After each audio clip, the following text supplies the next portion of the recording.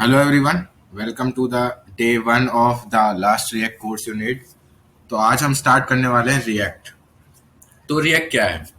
तो ये एक जावास्क्रिप्ट लाइब्रेरी है, या इसे हम कह सकते हैं एक जावास्क्रिप्ट का फ्रेमवर्क है। तो अब ये लाइब्रेरी या फ्रेमवर्क क्या होता है?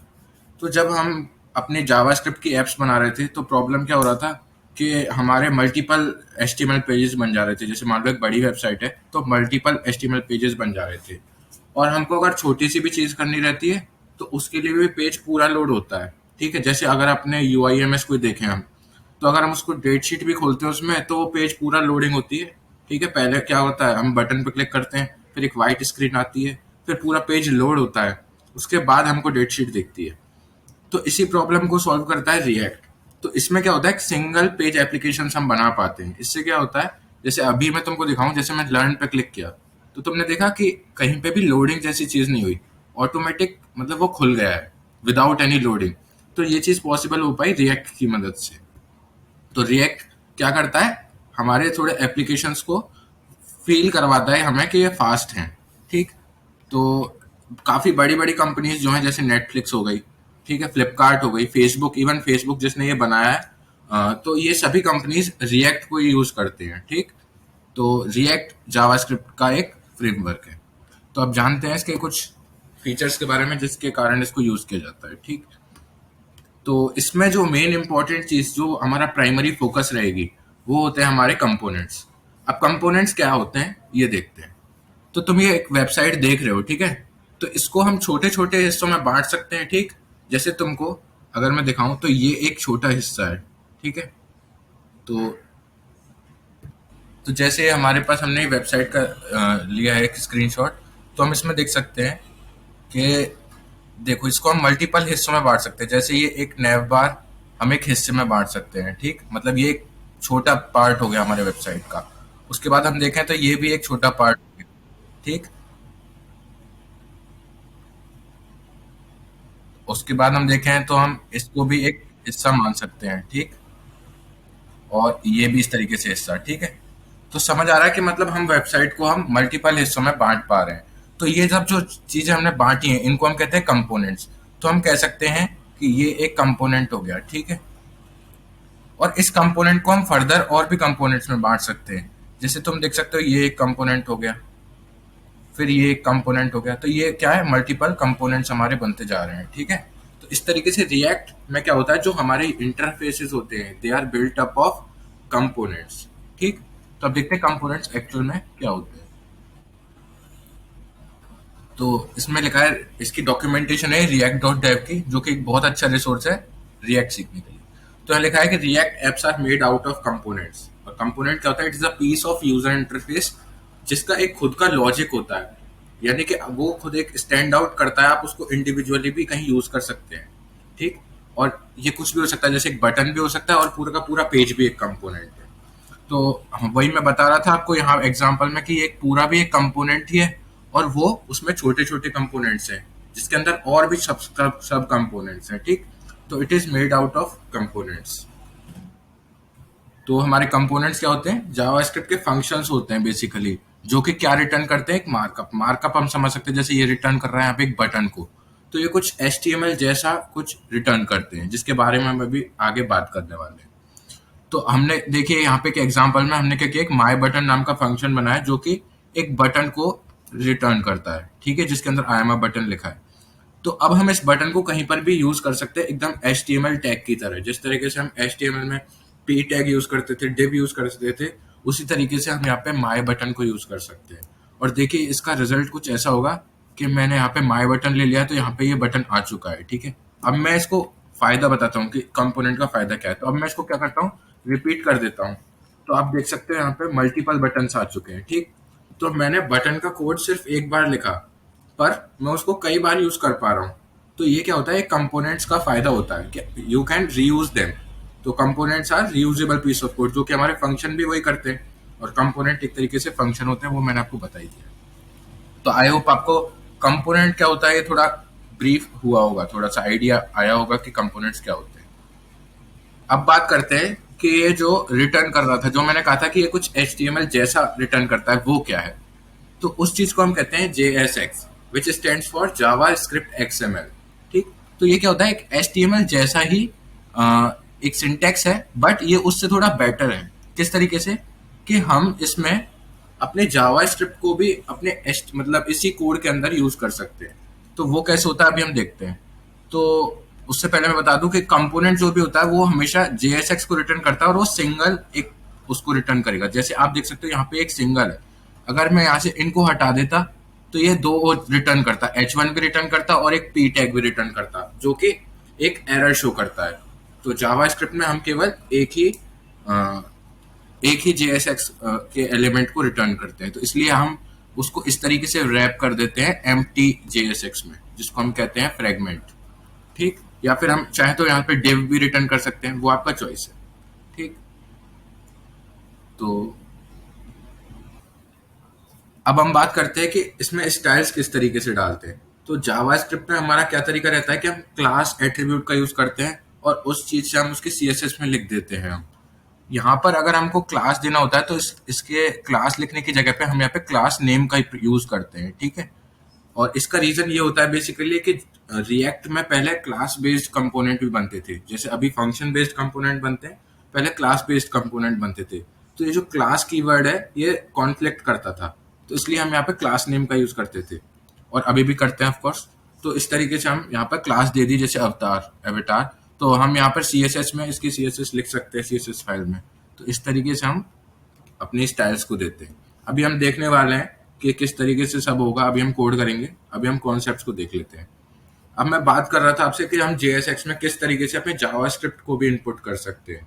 ठीक, तो ये कुछ तरीका है जिसको भी हम कोड करके डिस्कस करेंगे और देखते हैं क्या होता है इसमें। ठीक है, तो आई थिंक मूव करना चाहिए हमको कोड की तरफ, जिससे कि हमें इजीली रहेगा। तो मैं कोड करते हैं। तो आपको कोड करने के लिए कुछ नहीं करना, react.new इस तरीके से टाइप कर देना है। इससे आपका एक कोड सैंडबॉक्स का कंटेनर खुल जाएगा। फुल फ्लेजेड आप अपने लोकल मशीन पर किस तरीके से सेटअप करते हैं ये हम सीखेंगे नेक्स्ट क्लासेस में, क्योंकि आज अगर मैं आपको सिखाने जाऊंगा तो वो ओवरवेलमिंग हो जाएगा। आज का जो मेरा मोटिव है आपको सिखाने का वो ये है कि हम रिएक्ट यूज क्यों करते हैं आखिरकार। ठीक, तो ये हमको एक कोड सैंडबॉक्स में हमको मिला है, तो हम क्या करते हैं यहाँ से इस तरीके से इसको मिटा देते हैं। ठीक, तो अब देखते हैं हमने क्या क्या कॉन्सेप्ट्स कवर किए हैं। तो सबसे पहले हम देखते हैं कंपोनेंट बनाते हैं अपना। ठीक है, तो अपन क्या करेंगे, यहाँ पे एक ऊपर ही कंपोनेंट बना देंगे, कॉन्स्ट माय फर्स्ट, या इस तरीके से माय फर्स्ट कंपोनेंट। मैं फंक्शन बना दूंगा रिएक्ट जावास्क्रिप्ट का फंक्शन, एरो फंक्शन। अगर आपको जावास्क्रिप्ट नहीं आती तो आप डे 0 का वीडियो देख सकते हैं। और मैं रिटर्न करूंगा, एक मान लेते हैं button.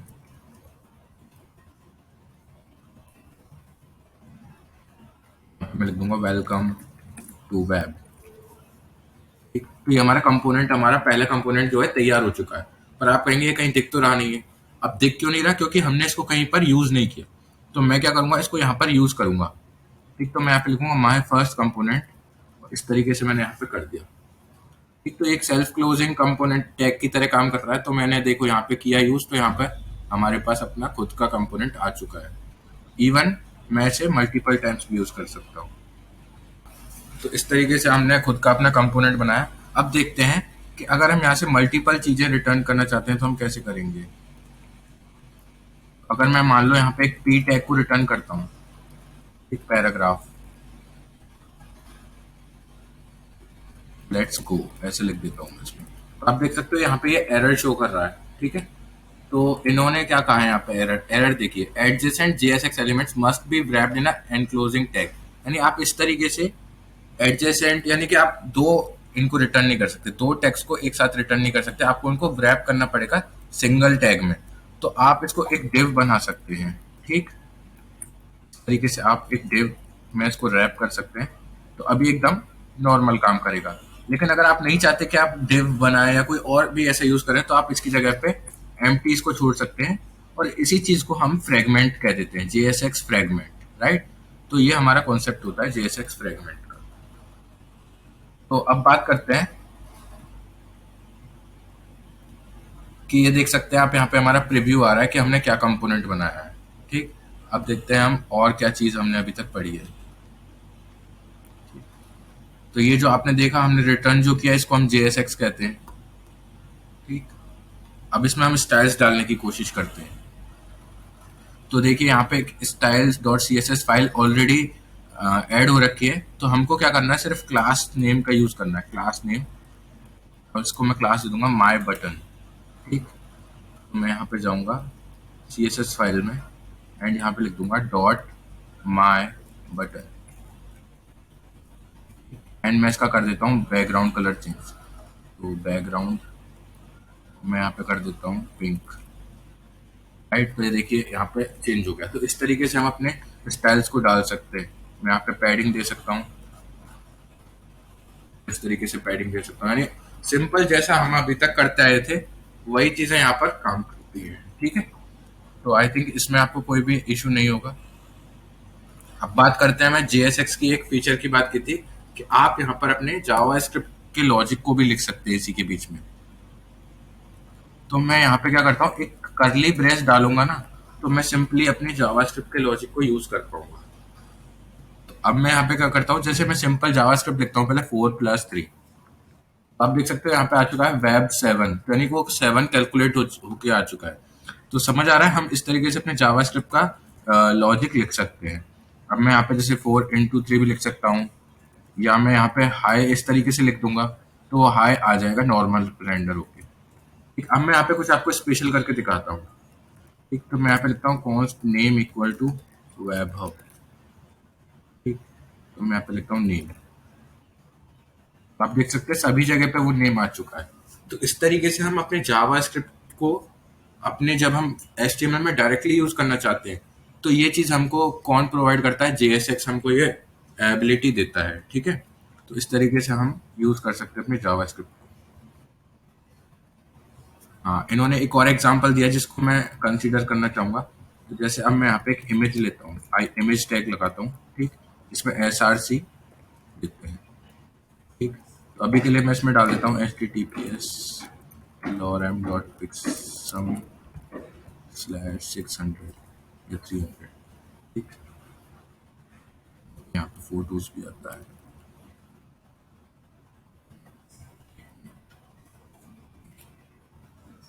Let me search lorem pixsum.photos।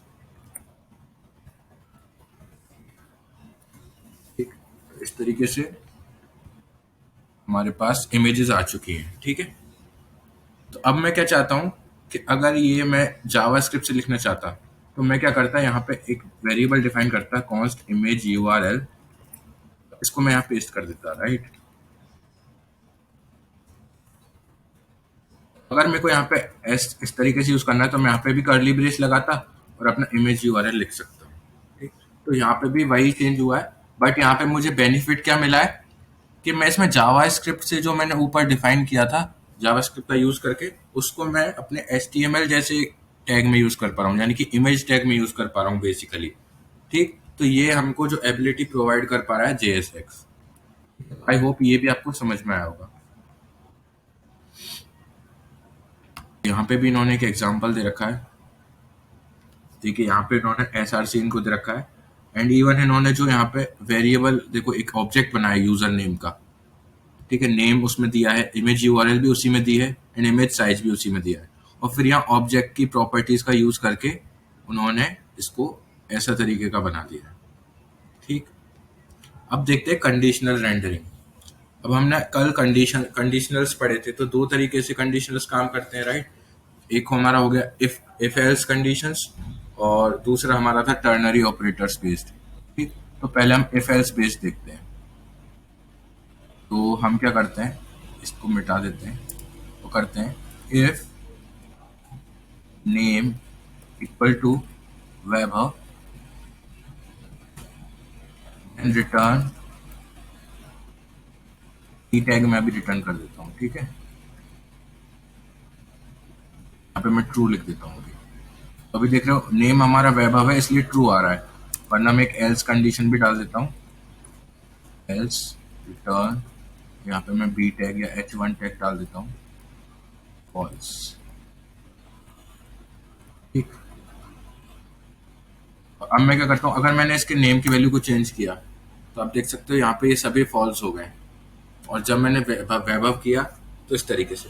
तो यानी कि मैं किसी कंडीशन को चेक कर सकता हूँ जिसके बेसिस पर मैं डिफरेंट तरीके से अपने कंपोनेंट को रख सकता हूँ। यानी कि जो मैं ये सेट कर सकता हूँ कि जब मेरी कंडीशन ये वाली ट्रू हो तो इस तरीके का मेरा कंपोनेंट दिखे, जब ये कंडीशन ट्रू हो तो मुझे इस तरीके का कंपोनेंट दिखे। राइट। तो ये हमारी होती है कंडीशनल रेंज। अब मैंने बात की थी कि ये तो हो गया हमारा इफ एल्स वाले तरीके से। राइट। दूसरा तरीका क्या हो सकता था, मैं यहाँ पे डाल सकता था नेम ट्रिपल इक्वल टू वैभव, ठीक, और मैं यहाँ पे एक क्वेश्चन मार्क लगाता और लिख देता इस तरीके से, ब्रैकेट में मुझे देना पड़ता। ठीक है, टी ट्रू, फिर मैं एल्स की कंडीशन इसमें डालता H1 फॉल्स। ठीक, और इसके आगे मुझे रिटर्न स्टेटमेंट देना पड़ता है। ठीक है, अब ये क्या कर रहा है, वही ये जो इतना बड़ा सिंटेक्स था उसको मैंने सिंगल लाइन में लिख दिया है कि रिटर्न कर दो अगर नेम की वैल्यू वैभव है तो ट्रू, वरना ये H1 वाला कंपोनेंट फॉल्स। ठीक, तो अगर मैं वैभव की वैल्यू को चेंज करता हूँ तो यहाँ पे ये सभी फॉल्स हो जाएंगे। तो आई होप आपको ये दोनों डिफरेंट जो तरीके थे ये आपको समझ में आएंगे। एक तीसरा जो तरीका है वो इस तरीके से है कि अगर मैं यहाँ लिख दूँ रिटर्न नेम इक्वल टू वैभव, तो मैं लिख सकता हूँ एंड। इससे क्या होगा, अगर ये ट्रू होगा तभी इस तरीके से ये रेंडर होगा हमारा कंपोनेंट। तो देख रहे हो वेब आ रहा है, बट अगर मैं इसको कुछ और वैल्यू कर दूं तो यहाँ पे कुछ भी नहीं आएगा। ठीक है, एम्प्टी हो गया बिल्कुल ही, यानी कि मेरे कंपोनेंट ने कुछ रिटर्न ही नहीं करा। तो ये ऐसी भी कंडीशन आप बना सकते हैं। ठीक, तो आप देख सकते हैं यहाँ पे भी इन्होंने यही दे रखा है,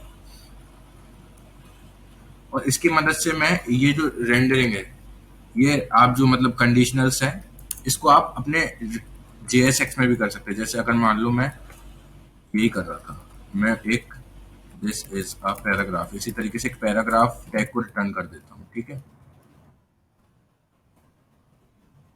और मैं यहाँ पे एक वेरिएबल बना लेता हूँ इज डार्क, मैं करता हूँ ट्रू। ठीक, तो यहाँ पे मैं लिख सकता हूँ इस तरीके से, इज डार्क अगर ट्रू है तो यहाँ पे डार्क आएगा, वरना यहाँ पे फॉल्स आएगा या लाइट आ जाएगा। सॉरी, इस तरीके से काम करेगा। तो यहाँ देखिए इस डार्क आ गया, लेकिन अगर मैं यहाँ पे ये कर दिया ये लाइट हो गया। ठीक है, तो ये इस तरीके से भी हम रेंडरिंग कर सकते हैं। उसके बाद एक हम ये भी कर सकते हैं, मान लो मैंने इस ऐप में यहाँ पे बनाया एक variable const hi equal to, मान लो मैं इसको 4 कर देता हूँ अभी के लिए, जस्ट ऐसे एग्जांपल दे रहा हूँ। तो मैं यहाँ पर कंपोनेंट भी उसी तरीके से कर सकता हूँ कि hi is less than 5 then render my first component, इस तरीके से अगर मेरे हाई की वैल्यू लेस देन 5 होगी तभी मेरा ये दूसरा वाला कंपोनेंट लोड होगा। जैसे अगर मैंने इसकी वैल्यू 7 9 कर दी मान लो, तो सिर्फ 3 यहाँ पर आएंगे। ठीक, लेकिन अगर मैंने 7 कर दी तो भी 3 आएंगे, लेकिन अगर मैंने 2 कर दी तो फिर यहाँ पे 4 हो जाएंगे। तो आई होप आपको ये कॉन्सेप्ट समझ में आया होगा कि हम JSX में किस तरीके से कंडीशनल रेंडरिंग करते हैं और नॉर्मली किस तरीके से करते हैं, और कितने तरीकों से होते हैं, इफ एल्स बेस्ड और टर्नरी ऑपरेटर बेस्ड। तो इस तरीके से हम कर सकते हैं। तो आपको ये सब अभी तक समझ में आया। तो हम देखने वाले हैं हम किस तरीके से अपने ऑब्जेक्ट्स को रेंडर कर सकते हैं। ठीक, तो मैं इस पूरे को भी हटा देता हूँ। इस तरीके से मैंने यहाँ पे हटा दिया है, और मैं क्या करता हूँ, एक टास्क नाम की एक एरे बनाता हूँ। ठीक है, टास्क यहाँ पे मैं बना देता हूँ array go to gym, ride bicycle, in vegetables,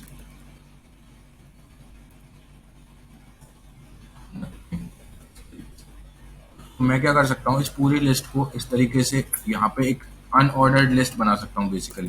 तो मैं यहाँ पे क्या करूँगा, एक अनऑर्डर्ड लिस्ट का टैग डालूंगा यूएल टैग, जो कि आपने ऑफ कोर्स पढ़ा होगा HTML में, सॉरी हाँ ऐसे वाला। अब मैं यहाँ पे क्या करूँगा, टास्क डॉट मैप मेथड का यूज करूँगा। ठीक, तो मैप क्या करता था, हर एक एलिमेंट पे इटरेट करता था एंड उसकी वैल्यू पर एक फंक्शन अप्लाई कर देता था, ठीक है। तो मैं यहाँ पे क्या करूँगा, रिटर्न करूँगा। अब वहाँ पे मैं कुछ रिटर्न करता था जैसे वैल्यू इंटू टू, यहाँ पर मैं एक कंपोनेंट रिटर्न कर दूंगा बेसिकली। तो मैं यहाँ पे क्या करूँगा, एक पी टैग मान लीजिए, अभी एल आई टैग रिटर्न करना है हमको, ठीक है, क्योंकि एक लिस्ट है। अब मैं यहाँ पे इस तरीके से वैल्यू को रिटर्न कर दूंगा, ठीक है। आप देख सकते हैं यहाँ पे हमारा ये आ गया, go to gym, ride bicycle, bring vegetable. अब ये सेंटर में इसलिए दिख रहे हैं क्योंकि यहाँ पे हमने टेक्स्ट अलाइन सेंटर डाल रखा है इस तरीके से दिख रहा है, राइट। तो इस तरीके से हम अपने हमने क्या किया, टास्क पे मैप फंक्शन लगाया, जो कि क्या करता है, पहला आर्गुमेंट इसमें क्या होता है हमारा वैल्यू, यानी कि जो भी हर एक इटरेशन पे जो वैल्यू आ रही है, जैसे go to gym, ride bicycle, and हमने क्या किया, उसी वैल्यू को रिटर्न कर दिया एक एल आई टैग के अंदर, ठीक। मैं इसको इस तरीके से कर सकता हूँ, मैं यहाँ पे वैल्यू के साथ इंडेक्स भी ले लेता हूँ, ठीक है। मैं यहाँ पे लिख सकता हूँ टास्क, इस तरीके से मैं डाल सकता हूँ इंडेक्स इज, इस तरीके से। तो यहाँ पे आ गया task zero is, task one is. अब अगर मैं इसको नॉर्मल करना चाहता हूँ तो मैं इसको टास्क इंडेक्स प्लस वन कर दूंगा, तो ये अब 1 2 3 4 हो गया। तो ये चीज़ आपको समझ में आई कि किस तरीके से हम एरेज को हम इस तरीके से रेंडर कर सकते हैं। तो हम क्या करते हैं, यहाँ पे एक अलग चीज़ करते हैं, इंस्टेड कि मैं यहाँ पे एक एल आई टैग रिटर्न करूँ, हम अपना खुद का कंपोनेंट भी रिटर्न कर सकते हैं, ठीक। तो मैं क्या बनाता हूँ, एक कंपोनेंट बनाता हूँ, माई यूनिक कंपोनेंट या माई लिस्ट कंपोनेंट, इस तरीके से बना देता हूँ, या माई लिस्ट, ठीक। ये क्या लेता है, एक इंडेक्स लेता है इस तरीके से। या अभी के लिए इंडेक्स को छोड़ते हैं, ठीक है। अभी हम रिटर्न करते हैं, रिटर्न एल आई टैग, ठीक। और अगर मैं यहाँ पे लिख देता हूँ चिल्ड्रन, ठीक, एंड मैं यहाँ पे भी लिख देता हूँ चिल्ड्रन, अभी देखना मैं क्या करने वाला हूँ, ठीक। अब मैं यहाँ पे अपने इस स्पेशल कंपोनेंट को यूज कर सकता हूँ इस तरीके से, माई लिस्ट। मैं यहाँ पे भी इसको चेंज करना चाहूंगा, माई लिस्ट। आप देख सकते हो कोई भी फर्क नहीं पड़ा है, लेकिन इसको चिल्ड्रन में डालने से क्या किया, मैं इसको इस तरीके से यूज कर सकता हूँ, starting tag and close tag, closing tag, इस तरीके से यूज कर सकता हूँ। और इनके बीच में जो भी चीज आएगी उसको मैं कहीं पे भी यूज कर सकता हूँ। अभी मैंने इसको यहाँ पे यूज किया है, मैं इसको यहाँ पे ना ला के कंसोल लॉग भी करा सकता हूँ, ठीक है, कंसोल डॉट लॉग चिल्ड्रन, ठीक। तो अब देखो मैं कंसोल लॉग दिखाता हूँ, तो आप देख सकते हो यहाँ पे इतने सारे ये कंसोल लॉग आ चुके हैं। अब आपको ये दिख रहा होगा दिख रहा होगा कि ये 2 बार आ रहे हैं, जैसे टास्क वन वाला 2 बार आया है, टास्क टू वाला 2 बार आया है। तो ये रिएक्ट के साथ प्रॉब्लम है कि वो जब हम मतलब इस तरीके से कोड कर रहे होते हैं तो वो उसको डबल बार कंसोल लॉग कर देता है किसी भी चीज को, ठीक है। तो ये इस तरीके से है, और मैं इसको वही कर देता हूँ जो ये पहले था, इस तरीके से। तो ये आपको चिल्ड्रन वाला कॉन्सेप्ट समझ में आया किस तरीके से काम कर रहा है, जो हम बीच में पास कर दे रहे हैं इसके, वो सारी चीज यहाँ पे आ जाएगी। इवन अगर मैं यहाँ पे ये भी लगा देता हूँ, ठीक है, तो ये भी हम इसमें यूज कर सकते हैं, ठीक है। तो समझ में आया ये क्या था, इसको हम कहते हैं चिल्ड्रन प्रॉप, ठीक। क्या बनाते हैं, हम एक प्रोजेक्ट बनाने वाले हैं रैंडम बैकग्राउंड चेंजर, ठीक है। तो ये क्या करेगा देखते हैं।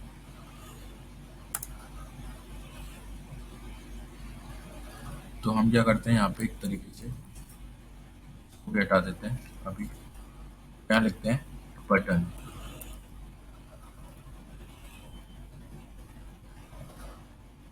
Click to see magic. ये बटन पे क्या होगा, जब हम क्लिक करेंगे तो उसका जो बैकग्राउंड है हमारे पेज का, वो कुछ भी रैंडम कलर हो जाएगा, ठीक है। तो इस चीज को हम क्या करेंगे, जावास्क्रिप्ट की मदद से करेंगे। तो हम पहले एक फंक्शन बनाते हैं जो कि एक रैंडम कलर सेट करता है, ठीक। तो हम एक फंक्शन बनाते हैं, कॉन्स्ट चेंज बीजी,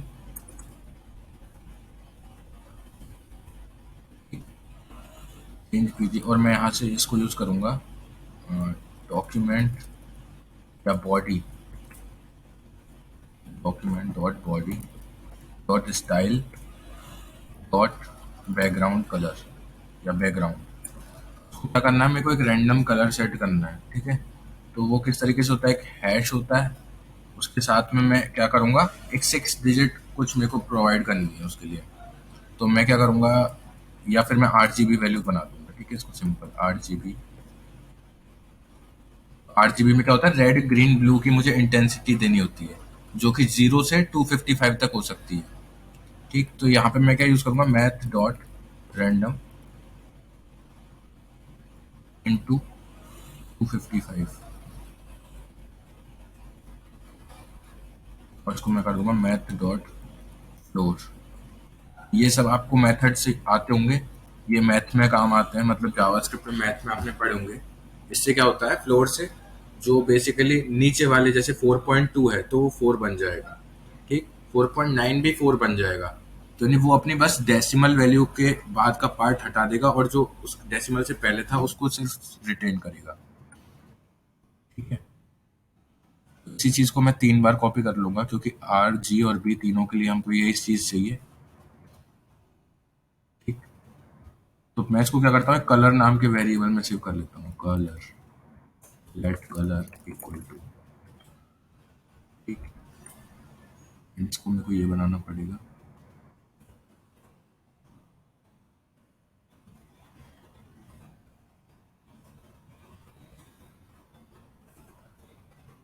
ठीक। अब बात आती है, ये जो हमने कॉमा लगाए हैं ये भी हमको एक तरीके से यही बनाने पड़ेगा, क्योंकि ये हमारे स्ट्रिंग का पार्ट है, यहाँ पे हमारा जावास्क्रिप्ट का लॉजिक नहीं लगेगा,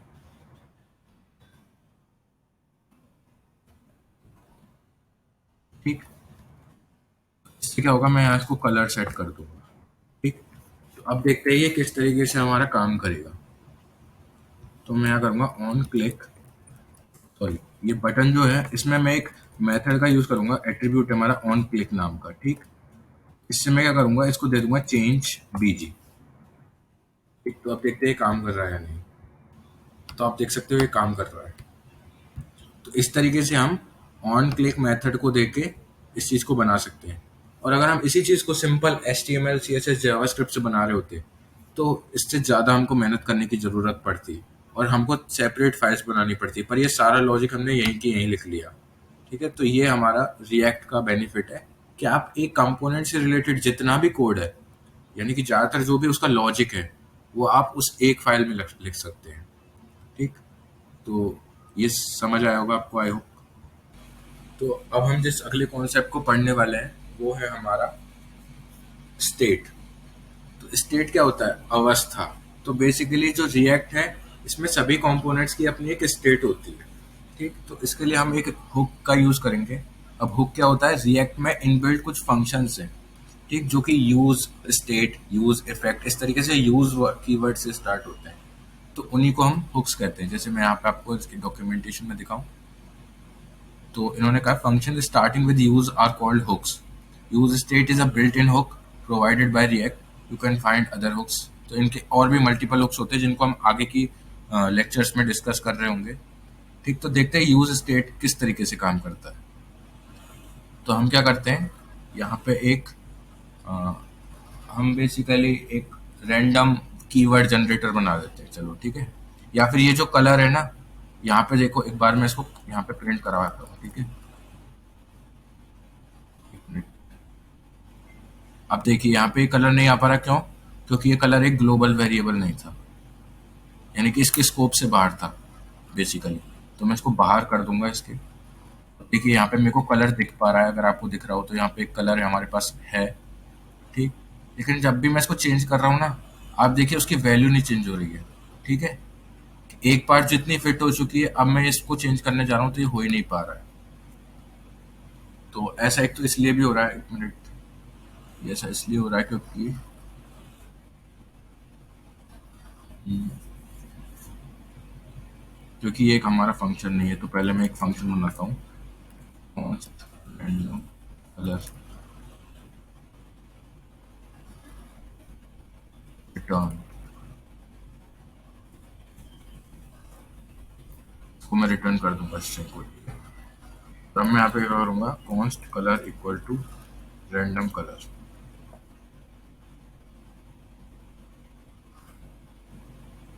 या इसको मैं एक ऐसा वेरिएबल बनाता हूँ, लेट कलर इक्वल टू, मैं इसको सेट कर देता हूँ ब्लैक में, ठीक है। Colour equal to random colour, perfect. तो अब देखिए यहाँ पे पहले हमारा कलर आ रहा है ब्लैक, फिर मैं इस तरीके से किया, तो आप देख रहे हो हर बार कलर चेंज हो जा रहा है, लेकिन कलर की वैल्यू अपडेट नहीं हो रही है। यहाँ पे मैंने जो कलर किया था वो चेंज ही नहीं हो पा रहा है, जबकि आप देख रहे हो चेंज बीजी में हर बार एक नया कलर बनता जा रहा है। अगर मैं यहाँ पे कंसोल लॉग कराता हूँ, कंसोल डॉट लॉग कलर, ठीक, और अगर मैं आपको कंसोल दिखाऊं, ठीक, तो आप देख सकते हो हर बार एक नया कलर आ रहा है, पर वो कलर हमारे कंपोनेंट में अपडेट नहीं हो पा रहा है, यानी कि उसकी जो स्टेट है कलर की वो हमको चेंज होती हुई नहीं दिख रही। तो उस स्टेट के चेंज को देखने के लिए हम यूज स्टेट नाम के हुक का यूज करते हैं, ठीक। तो हम देखते हैं किस तरीके से काम करता है। तो हम इसको इस तरीके से करते हैं, कॉन्स्ट, हमारा जो वेरिएबल का नेम है कलर, उसके बाद उसका एक सेटर फंक्शन होता है, उसको हम रखते हैं इस तरीके से सेट कलर, यानी आपके वेरिएबल का जो भी नाम हो उसके आगे सेट लगा दीजिए बस। मतलब ऐसा कन्वेंशन है कि ऐसा रखना चाहिए, वैसे आप कुछ भी नाम नेम रख सकते हैं, ठीक है। यूज स्टेट, इसकी इनिशियल वैल्यू मुझे क्या देनी है, ब्लैक, तो मैं यहाँ पे इसको ब्लैक दे दूंगा, ठीक। अभी यूज स्टेट इंपोर्ट हमको करना पड़ेगा रिएक्ट से, import use state from react, ठीक, रिएक्ट से कर लिया हम। अब बात आती है कि हम इस तरीके से सेट नहीं कर सकते क्योंकि कलर तो अब एक कांस्टेंट है, ठीक, कांस्टेंट को हम वापस से सेट नहीं कर सकते, तो इसलिए हम क्या करेंगे, कलर का यूज नहीं करेंगे, सेट कलर का यूज करेंगे, और जो भी हम इसमें वैल्यू पास करते हैं वो हमारे कलर की अपडेटेड वैल्यू बन जाएगी। तो अब मैं इसमें क्या पास करूंगा, रैंडम कलर, ठीक। तो अब भी देखिए अभी एकदम वैसे ही काम कर रहा है, लेकिन अब आप देख पा रहे हो तो यहाँ पे जो कलर की वैल्यू है वो हर बार चेंज हो रही है, ठीक। तो यूज स्टेट ने क्या किया, जब भी हमारे कलर की वैल्यू चेंज होगी यहाँ पर भी वैल्यू अपडेट होगी, यानी जहां जहां भी ये वैल्यू यूज हुई है वहां वहां वो चीज वापस से रेंडर होगी, यानी इतना पार्ट वापस से आया होगा, आया है बेसिकली। तो ये हर बार अपडेट करता है, जहां जितने भी पार्ट में उस स्टेट को आपने यूज किया है वो चीज अपडेट होती है। तो आई होप आपको ये कॉन्सेप्ट समझ में आया होगा यूज स्टेट का, राइट। तो हम देखने वाले हैं एक और चीज, तो अपन क्या करते हैं, काउंटर बनाते हैं बेसिकली, ठीक है।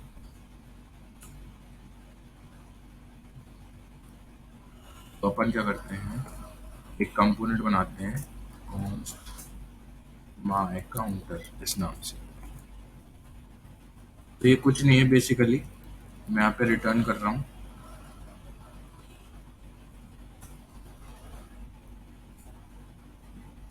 एक बटन, ठीक, मैं एक बटन रिटर्न करूंगा यहाँ पे प्लस का, ठीक।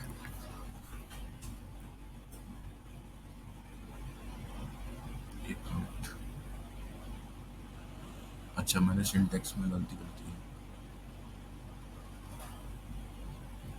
तो हमने यहाँ पे बटन में क्लोजिंग इसको नहीं बनाया था इसलिए एरर आ रहा था। ठीक, तो अपन क्या करते हैं, एक और इसमें बटन हमको चाहिए जो कि माइनस का होगा, ठीक। तो और अब इस चीज को हमको एक साथ चाहिए तो इसको हमें रैप करना पड़ेगा। तो एक बार इस कंपोनेंट को यूज भी कर लेते हैं जिससे हमें दिखता रहे कि क्या बनता जा रहा है। बेसिकली हमारे पास ये आ चुका है, ठीक। और हम यहाँ पे क्या करेंगे, एक वैल्यू लाएंगे, इसलिए मैं एक पी टैग का यूज करूंगा। अब मैं क्या करता हूँ, बिना स्टेट के एक वेरिएबल बनाता हूँ, पहले एक लेट काउंट इक्वल टू 0, ठीक। और यहाँ पे मैं काउंट की वैल्यू को लिख देता हूँ, फिर इसको कंसोल लॉग भी कराता हूँ, राइट। तो अभी यहाँ पे 0 आ रही है वैल्यू, ठीक। अब मैं क्या करता हूँ, ये प्लस वाले सिस्टम पे करता हूँ कि ऑन क्लिक मैं फंक्शन बनाऊंगा increase counter, I N C count में एक फंक्शन बनाता हूँ यहाँ पे, आई एन सी काउंट, ये मेरा क्या करेगा, काउंट की वैल्यू को इंक्रीज कर देगा, ठीक है। ये क्या करेगा, काउंट प्लस प्लस, उसी तरीके से मैं एक फंक्शन बनाऊंगा डिक्रीज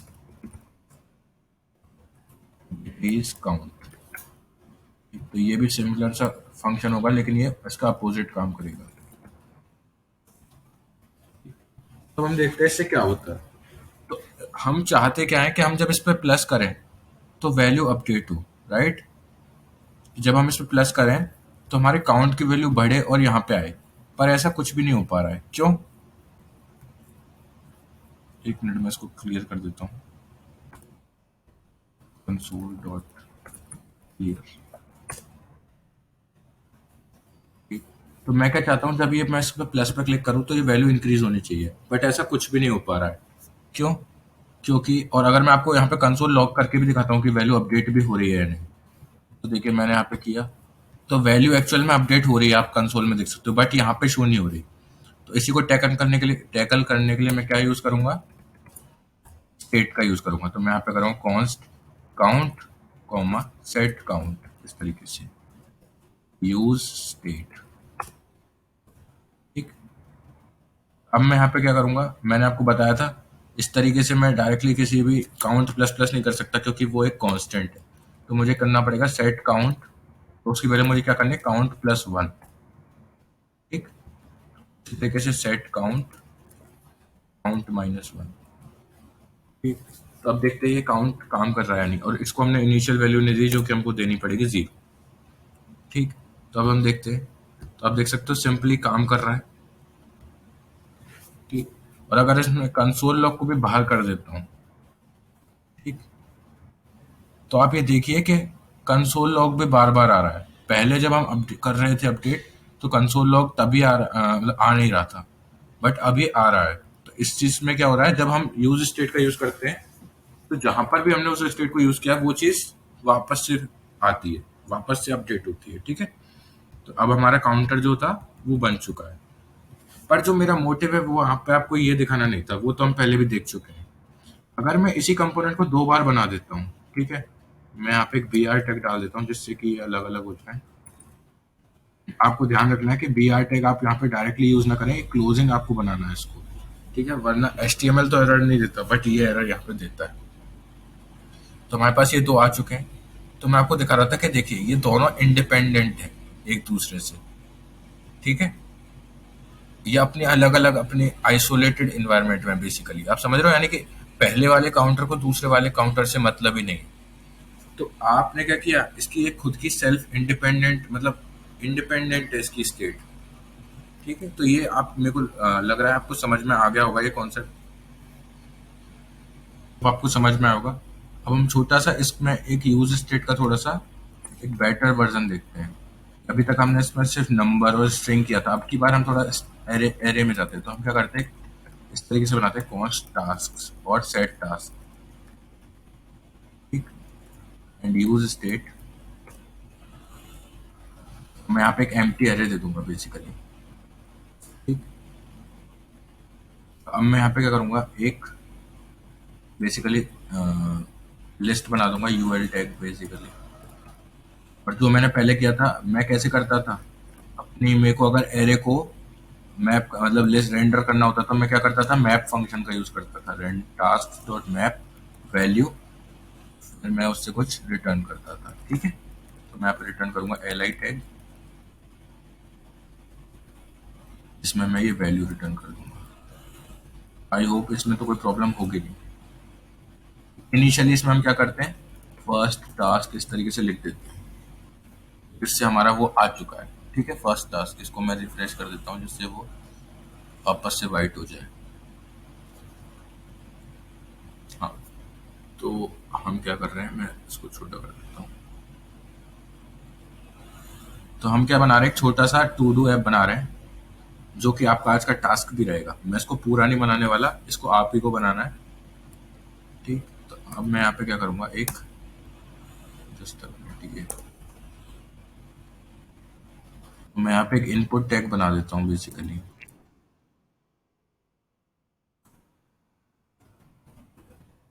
ठीक, इनपुट। ठीक। टाइप हमारा हो जाएगा, यहाँ पे भी बिल्कुल आप सिंटेक्स देखेंगे बिल्कुल HTML जैसा, टाइप इक्वल टू टेक्स्ट। ना ये हो गया, ठीक है। एंड अगर मैं चाहूँ तो इसमें प्लेस होल्डर भी दे सकता हूँ, एंटर अ टास्क, ठीक। तो यहाँ पे आ चुका है। एंड इसके नीचे ही मैं बटन दे दूंगा, एक बटन ऐड टास्क।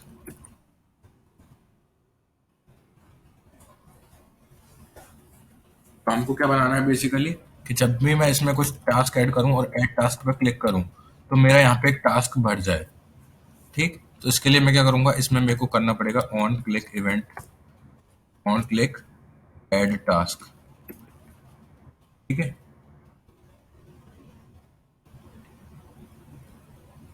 और मुझे वो फंक्शन भी डिफाइन करना पड़ेगा, ऑन ऐड टास्क तरीके से। और मैं क्या चाहता हूँ कि जब भी मैं इसमें कुछ टाइप करूँ वो वैल्यू मुझे यहाँ पे ऐड टास्क करने पे मिल जाए, बेसिकली मैं इतना सा चाहता हूँ, ठीक।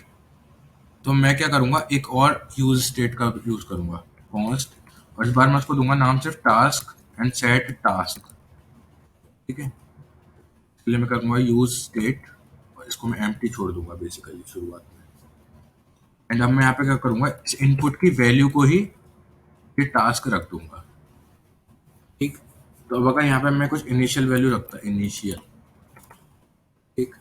तो आप देखिए वो ये वैल्यू यहाँ पे आ चुकी है, मैं आपको जूम करके दिखाऊँ। बट अभी इसमें प्रॉब्लम क्या है, मैं इसको चेंज नहीं कर सकता, मैं खूब टाइप करने की कोशिश कर लूँ, मैं इसको चेंज नहीं कर सकता। क्यों? क्योंकि एक स्टेट है बेसिकली। तो अगर मुझे इसे चेंज करना है तो मुझे अपने स्टेट को सेट करना पड़ेगा, ठीक। तो मैं उसके लिए क्या करूंगा, यहाँ लिखूंगा ऑन चेंज, इस तरीके से मैं लिखूंगा चेंज वैल्यू, इस तरीके से एक फंक्शन बना देता हूँ। ये क्या करेगा, कॉन्स्ट ऑन चेंज। अब ये क्या करेगा, एक ई आर्ग्यूमेंट लेगा, जैसे हमारा एड इवेंट लिस्टनर के टाइम पे हम करते थे ना, ई आर्ग्यूमेंट लेते थे, बेसिकली इवेंट के लिए होता था, उसको हम यहाँ पे लेंगे, ठीक है। और उसका नाम ऑन चेंज नहीं रखेंगे, चेंज वैल्यू रखेंगे। अगर मैं console dot log E dot value करता हूँ, देखते हैं इससे क्या होता है। तो अगर मैं यहाँ पे लिखता हूँ कुछ भी, अभी तो मैं चेंज ही नहीं कर पा रहा इसको, बेसिकली मैं पहले से ये कर देता हूँ, इसको हटा लेता हूँ। तो आप देखते हैं इससे क्या होता है।